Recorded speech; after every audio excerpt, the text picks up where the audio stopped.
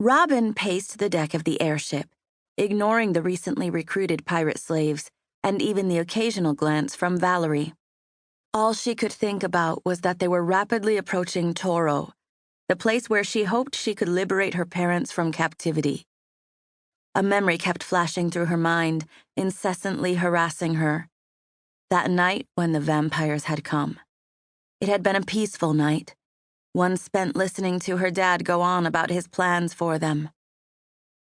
"When we're through this and we've settled down," he had said, "we'll have the biggest house this side of Chicago. That's what I'll build for you. There will be grand windows with a view of the mountains, so you'll always have something to inspire you when you're painting, dear." At the time, she had loved the idea, since she was always painting when not out gathering berries or helping her dad hunt. Now it was different. Painting seemed like the stupidest waste of time.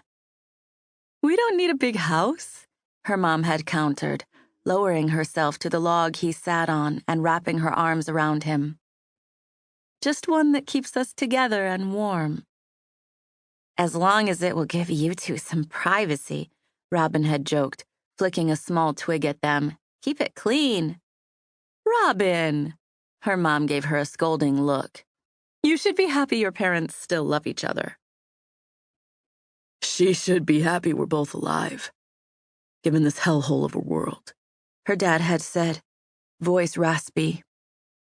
It was the first time she heard him talk so negatively, as well as the first time she'd seen that look in his eyes. Terror. Her mom had given her a glance that said, "Not now." And soon they had gone to bed in their one-room shack. Robin laid there staring at the two of them, wondering what had spooked her dad so. She promised herself she would find out in the morning. Except that morning had never come. Not really, anyway. Just as she was nodding off, the front door had been kicked in by a man with glowing red eyes, and then two more had swept in with such speed and power, she was sure they were demons. It hadn't taken long for her to discover they were vampires. They had soon made her one of their own, and sent her mom and dad off to be sold as slaves. There had been so much screaming, shouting, and struggling that night. She remembered the smell of piss, though she didn't think it came from her, and something gripping her arms so tightly she had thought it was all over. But the image that really kept haunting her was the terror in her father's eyes before they had gone to bed. That loss of hope. She couldn't shake it from her mind, no matter how hard she tried, no matter what sort of distractions she put in its place. "Robin?" a voice called, and she looked up to see Valerie giving her a worried and caring smile. "We're here. We are landing right now. Are you ready?" Without so much as a nod, she turned and looked at the blur of the city that was just starting to come into view. Was she ready to save her parents and bring a level of revenge to this city that they had likely never seen? Hell yes, she was.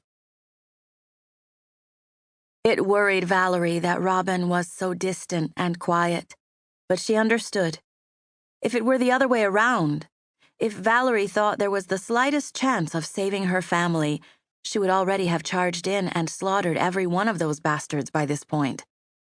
They had secured their small armada of blimps on the far side of a hill that separated them from Toro, so that they would go unseen by the pirates. Now Valerie stood close to the peak, waiting and watching as a woman approached. A scout, it seemed. The woman had on a long black coat over torn jeans and a ragged shirt, with a bandana tied around her head and a brimmed hat to keep the sun from her eyes, likely so that she'd be a better shot with the old AK-47 she carried. Valerie cocked her head at the sight of that, wondering if its presence meant they were manufacturing ammunition here. That could be of use, when this was all over.